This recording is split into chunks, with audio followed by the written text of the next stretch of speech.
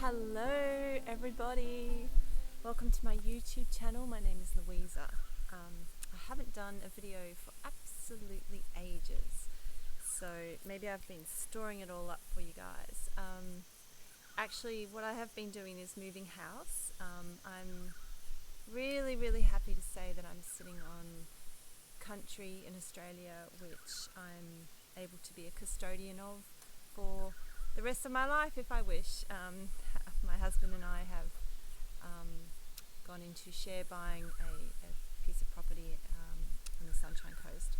Not that I am interested in property and buying and ownership. These concepts are really getting redundant. So I see us more as caretakers of this land, and we're just deeply grateful to Spirit and the universe for allowing us to put our roots down here and make this our home. So that's, I've been really busy. I apologize for not making any videos. Well, no, I don't really apologize. That's just how it is. I know that you guys don't have any expectations. As well as that, I have been, just grappling with a lot of things that are going on the planet. In Australia, particularly, we are experiencing extremely draconian measures and restrictions being put on us, those of us who choose to be free and walk in our sovereignty. Massive challenges for every single person on the planet, even those who are accepting the measures and controls that government's putting in. They too have their challenges. This is a challenging time, and it is always meant to be.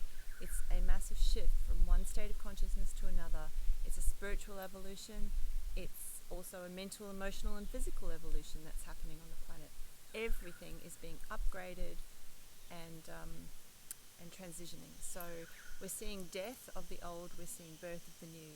And I've spoken about this in several of my videos, which I can post some links to below, just in case some of you are very new to this material. People are waking up every day. Waking up means many things. It's just a phrase at the moment that is describing growing expanded awareness within a person. One of the first stages of waking up will be to begin to interpret the feedback that we're getting from the external world as not correct, as not true. Part of being asleep, as the opposite to waking up, is to accept everything that we're told, almost as if we're in a state of hypnosis.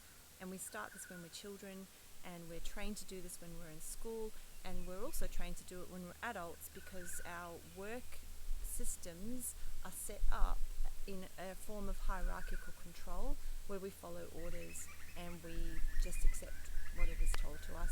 Our media also, of course, is one of the major influences of this hypnotic trance-like state that what we might call asleep people are in. All of us on the planet have been asleep, bar a very few people who were almost born with that connection to source and expanded awareness intact. We might call them enlightened souls. But most of us, the vast majority of us, have to wake up. We have to actually wake up in this body, which is really quite miraculous when you think about it, because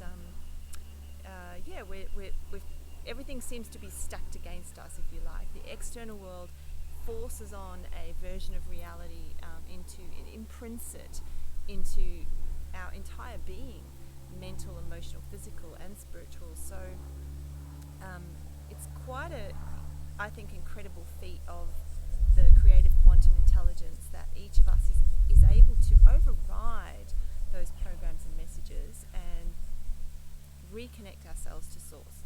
So I'm going to talk a bit more about that in a moment. Suffice to say that waking up is not just understanding that what you're being fed through the external world is not always correct. Waking up is very much about connecting to your own truth, and that is a spiritual transition that also happens. So for many people, they've sort of denied the spiritual aspect of life. Depends what society you're brought up in. In Australia especially, we're quite secular, so there are people that follow religions, but it's not widely talked about or manifested in our social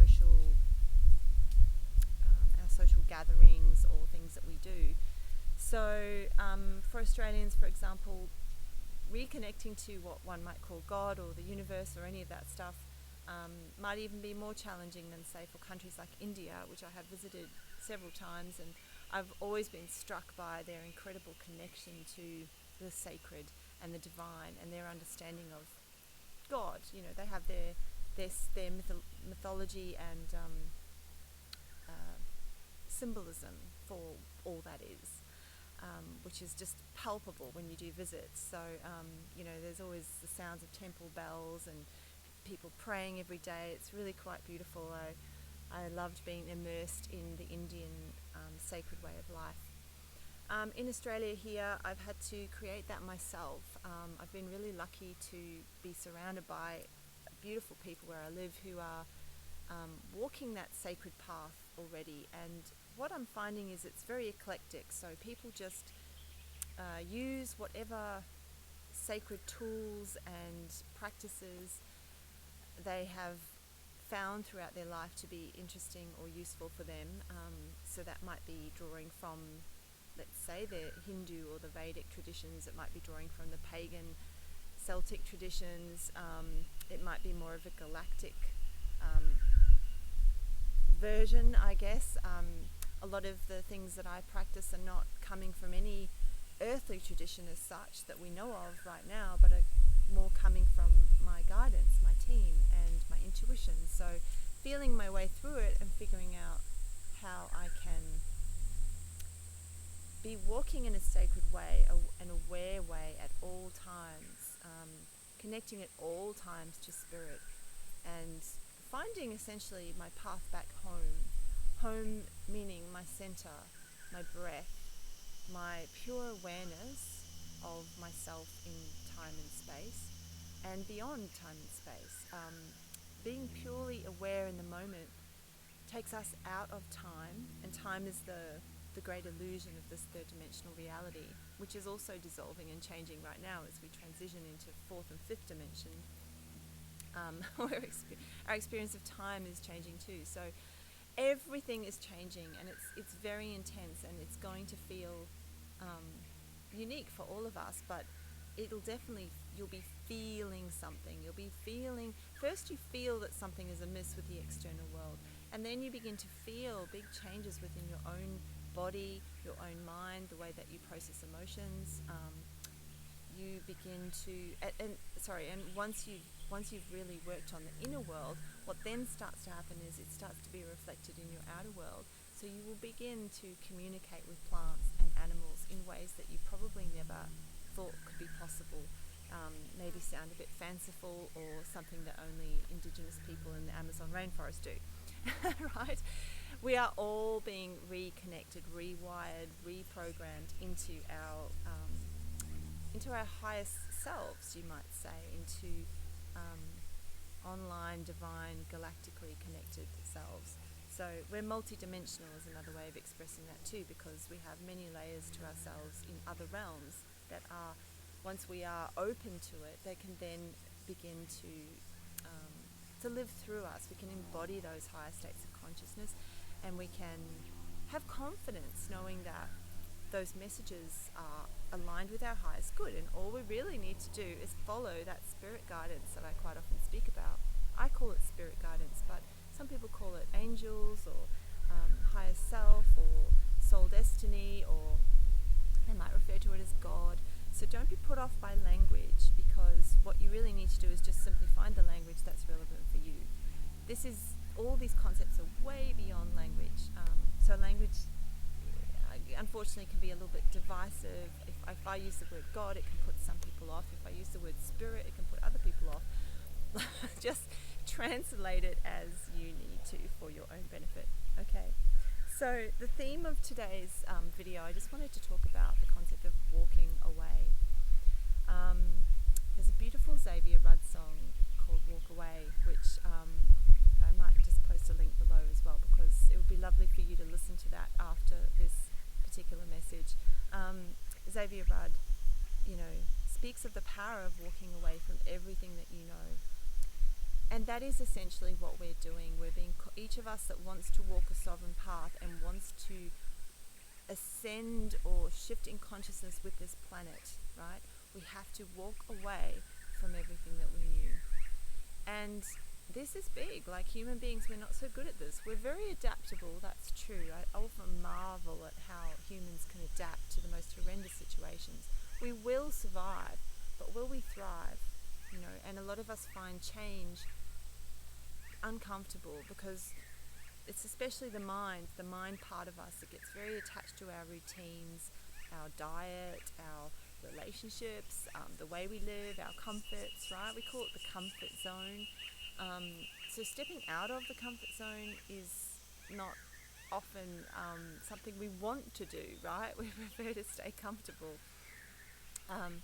But what's happening now, and again, this is the benefit of this darkness that's engulfing the planet right now. And when I say darkness, I mean the agendas, the negative, toxic agendas of control that are happening in every single country, very much happening here in Australia. Right now, as I speak, my husband is about to lose his job, which he loves. He's a wonderful support worker in the area of disability support for people with mental health difficulties. And he's losing it because of the mandates. So, you know, my job is also being threatened. People are having to walk away from not only jobs, but when you think about a job, what is it? It's income.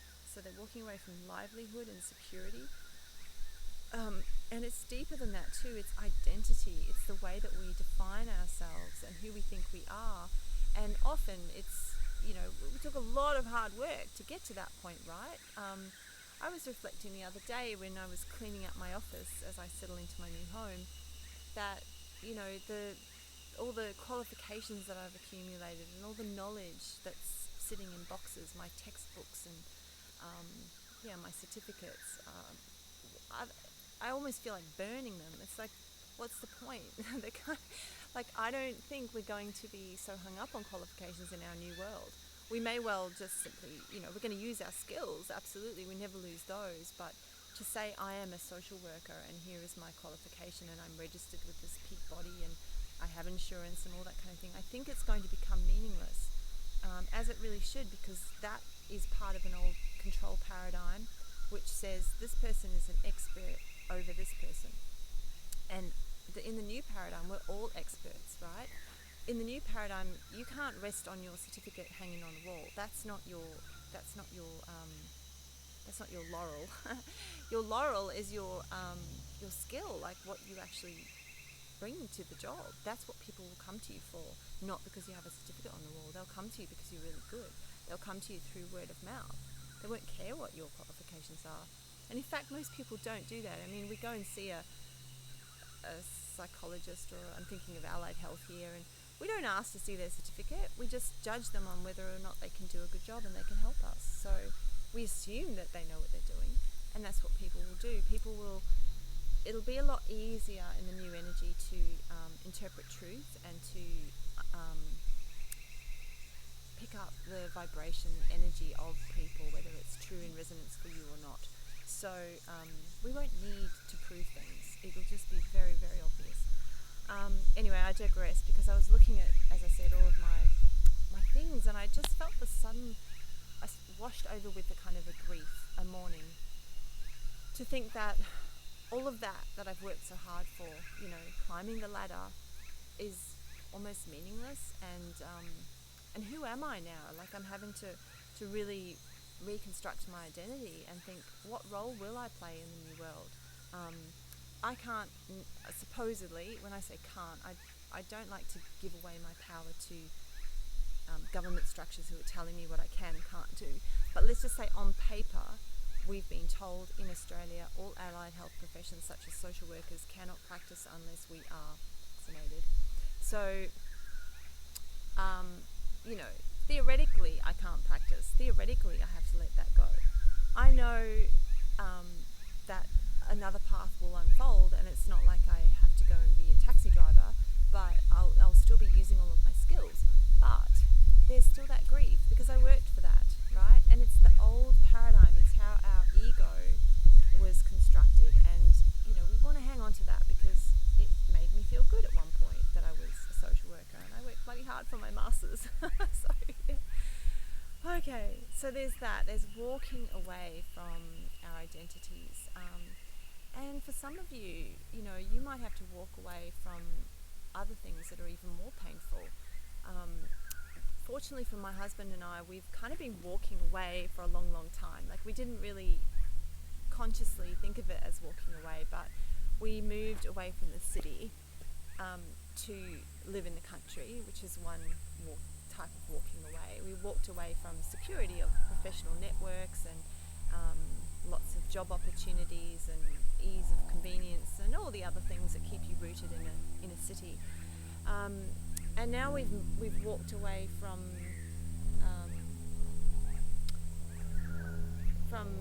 I suppose being tied so closely to even towns, because we're now living right out in the country. So this is another type of walking away where you have to be much more self-reliant. Like, if I turn my camera around right now, you'd see all the stuff that's under our house, like, wheelbarrows and bales of straw and everything we need to be more self-sufficient. So we're walking away from the convenience that you might get if you live more close to a town.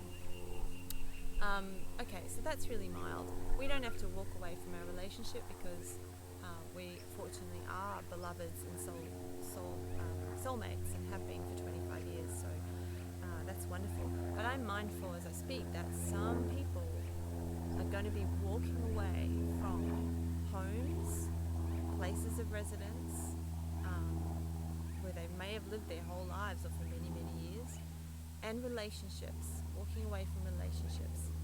Though relationships in particular, I think, are the most painful thing to walk away from. Now, this I have done, and I have done a video about estrangement from family. I did a couple of them.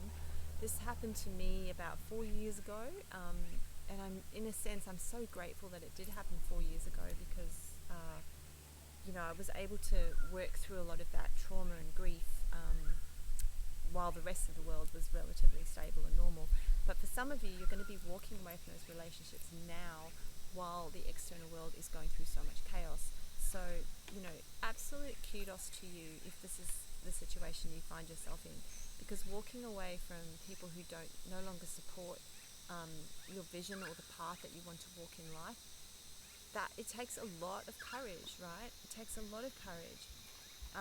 I think in the older paradigm, it used to maybe be a little bit less obvious as to when we should walk away or not, because essentially there are two timelines of consciousness on the planet right now. And before this period of the pandemic that has so accelerated our awakening, those two timelines were very much intertwined, and let's say you could go to a social gathering and you could have conversations about all sorts of things and there wouldn't be any fighting or polarity, right? You can avoid the things, the deeply held beliefs that you knew were in opposition to somebody that you loved. But now, because of the mandates and the choices that we're all being asked to take, and the fact that this has been like the biggest topic in 2 years, and so it rightly should be because it's affecting the whole world, you can't avoid this anymore. You can't avoid this polarity. You have to, at some point, stand up and speak out. So this divide is getting greater and greater, and it's causing enormous rifts in families, heartbreaking situations such as, I've heard of things happening here in Queensland locally where Christmas functions are being held and the unvaccinated, let's call them, organic human beings family members are not being allowed to come to the Christmas because they are trying to exercise their freedom of choice. And the other family members are deep, deep in fear. So this divide is bringing us to the edge, forcing us to make these decisions, to essentially choose sides, which seems really awful. But I would suggest that we are in the final battle. If one of the metaphors we can use is a battle, where we have to choose sides, then we are in the final battle. This is the final battle for the harvest of souls that will survive into this new earth. This harvest of souls that I speak of has been spoken of by many, prophesized. The ancients have spoken of it. There's a lot of channeling that speaks of this time when we will be called to make a choice. Now, the biggest choice we can really make is to not whether to get vaxxed or not vaxxed. Initially I thought that was the choice that would define the harvest, but actually I think it's more about the choice to be in love. It's more about a choice to be in the heart. It's more about a choice to be in compassion. So whichever camp you sit in regarding coronavirus and the vaccines, that's not so much the defining thing. I think it's more, how are you walking through that with love, right? This is the test. We are being spiritually tested right now, because the next level of consciousnness that the planet is ascending to is one of incredible unity and beauty and love and wisdom and compassion. And there is no room in that frequency for anything other than the same vibration that comes from the beings who walk on the earth. So, finding that within yourself and connecting to heart and being present with nature is the test. That is the test.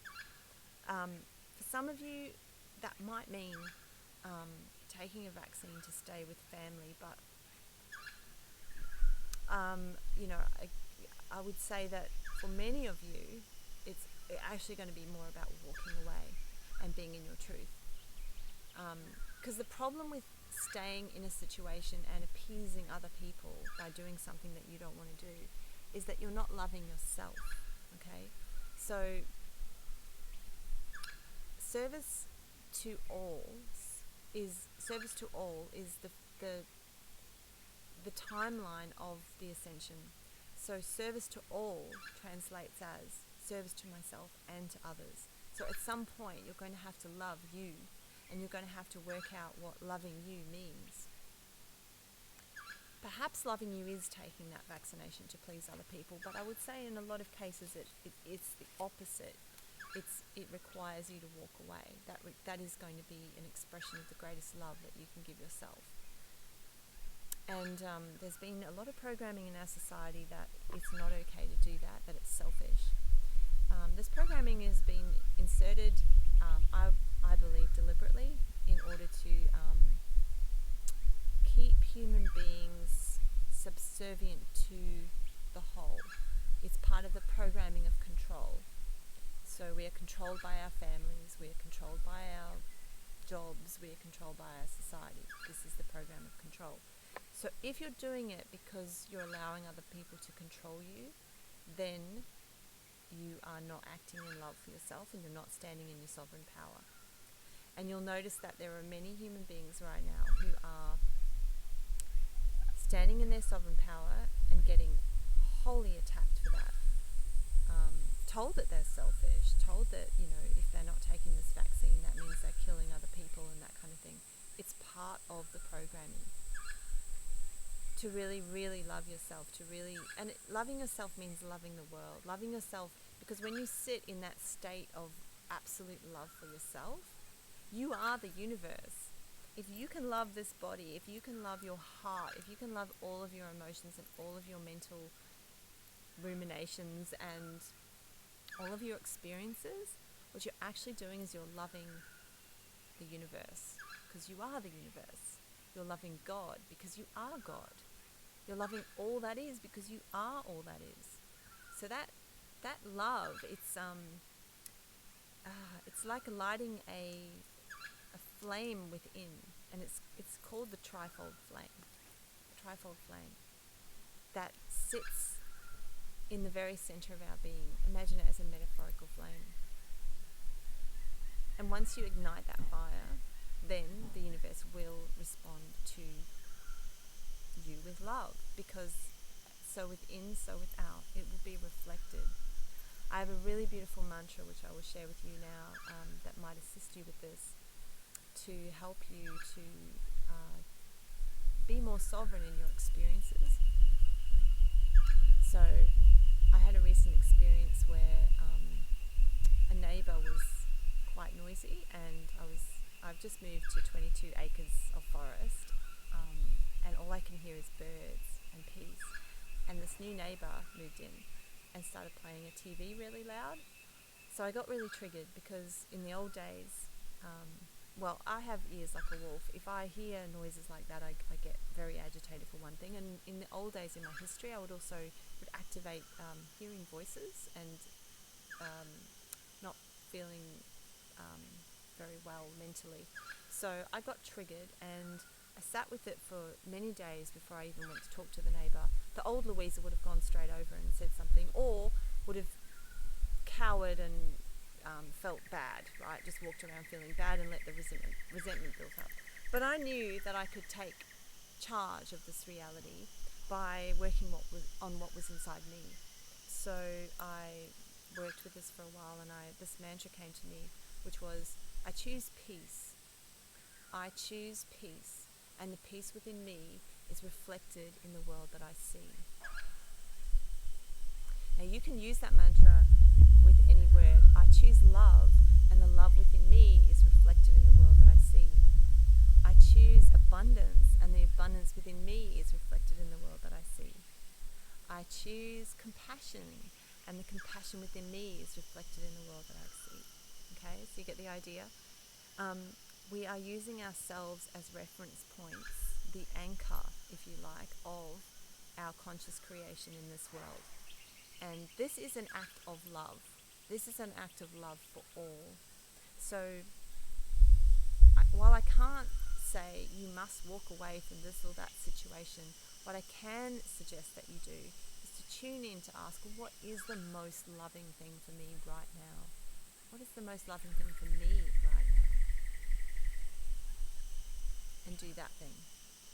Because you are a vessel of God, no less. And when you walk in your own self-love, when you allow your own self-love to permeate through your experience, when you give yourself what you need, there, it will be reflected. Now, this isn't to say it's easy, because if you're going to walk away from something as an act of self-love, there'll be an uncomfortableness, there'll be discomfort, right? There'll be you stepping out of your comfort zone, you're challenging yourself, you're going to have to adjust.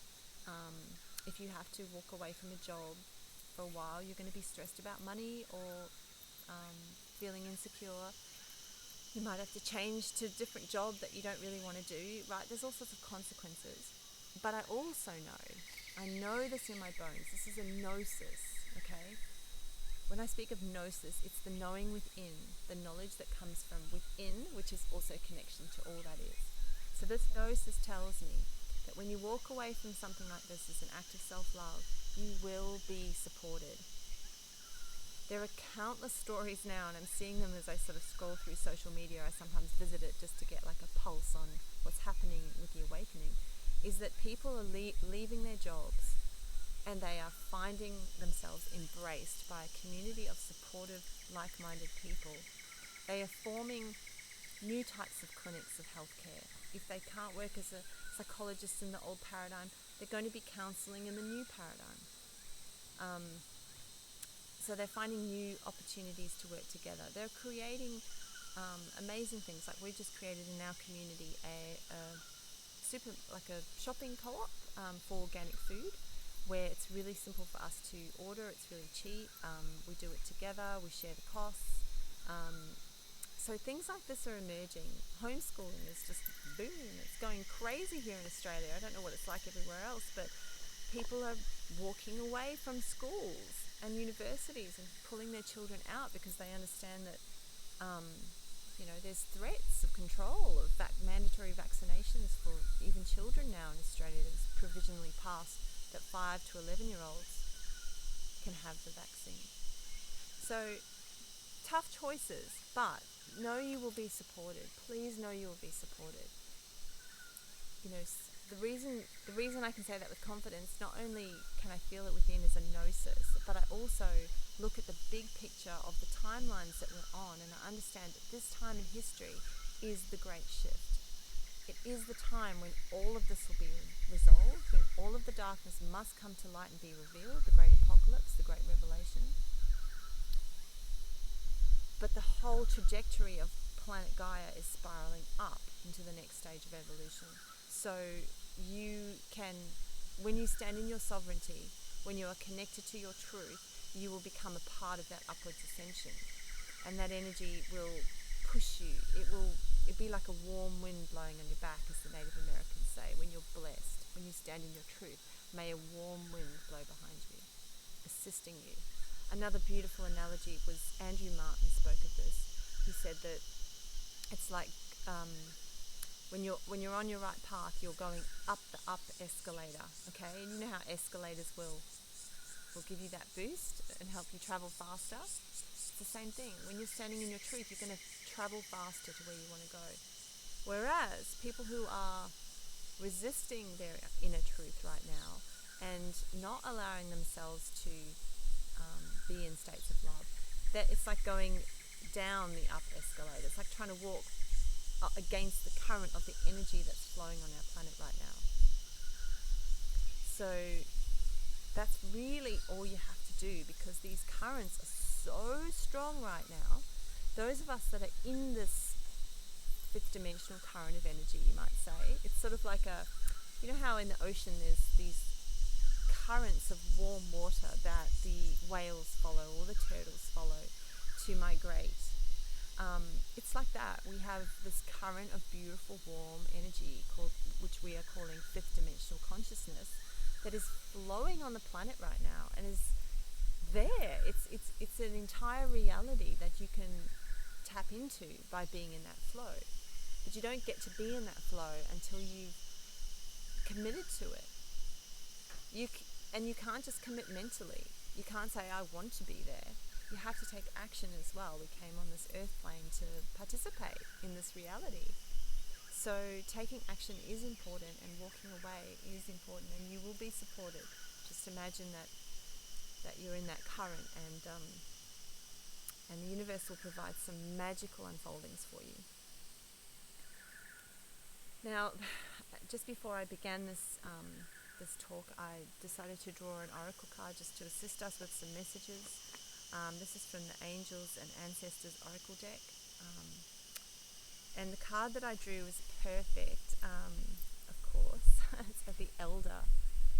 The Elder. It's our Indigenous First Nations original people elder.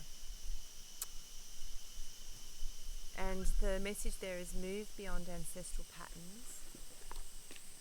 And it's probably worth just quickly... so perfect. Move beyond the limitations that have been set for you by family members, past and present. Know that the energy of your spirit is more powerful than genetic and behavioural patterns. The elder is the ancestor who comes with a message of healing change. He is an embodied soul, yet has had journeys that go beyond the physical. Therefore, he represents a reclamation of power. When he appears, it's an acknowledgement that you have the capacity to move beyond the limitations that have been placed upon you. If you have had expectations of success, failure, sadness, or even sickness placed upon you by your family, it's important to know that you are here to create your own story. This card represents personal healing that will bring healing to your family lineage, past, present, and future. Know that you get to decide what you take on. So that also raises another good point. As selfish as sometimes walking away can appear,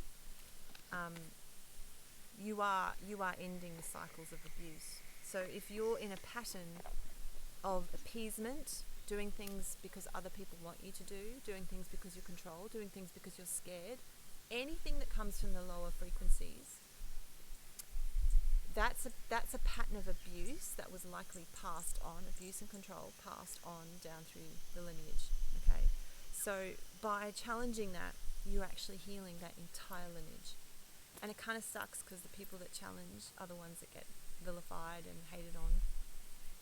And it's hard, okay, but if you're listening to this message and it's resonating with you, you absolutely are the person that's meant to do this. Lots of us incarnated for that exact reason, among many reasons. The overview meta reason is to assist the transition and anchor the light. If you like, a spiritual midwife for planet herself. But within that bigger, broader goal, there's lots of little goals, such as healing the ancestral trauma and we must heal collectively for us to make the final ascension, whatever that looks like, okay? We can't take this baggage with us. We can't take our karma with us. And our karma, unfortunately, it's not all ours. It comes from our families. We carry it in our DNA, in our memory bones. And then you've also got the trauma and the history of your own past life experiences. So all this needs to be cleaned and healed. So if you are that person that walks away, know that you're doing it for everybody. And if you're called to do it and you have that instinct and impulse to do it, then you also have all of the tools that you need. There's nothing missing. You are perfectly okay the way you are. Your guidance is the best thing that you have. The tool that you have, your inner guidance, your GPS. Follow that. Don't follow what anyone else is doing or saying. Listening to videos like this are great because they validate you, and you can, if you pick up a resonance with what I'm saying, then it's just a reflection of your truth. That's all it is. If somebody says something that's against that, it's not going to resonate, then it's not for you, right? So all of us are creating our own story, as that beautiful card said. Create your own story and walk in your path, your truth. And if that means walking away, then so be it.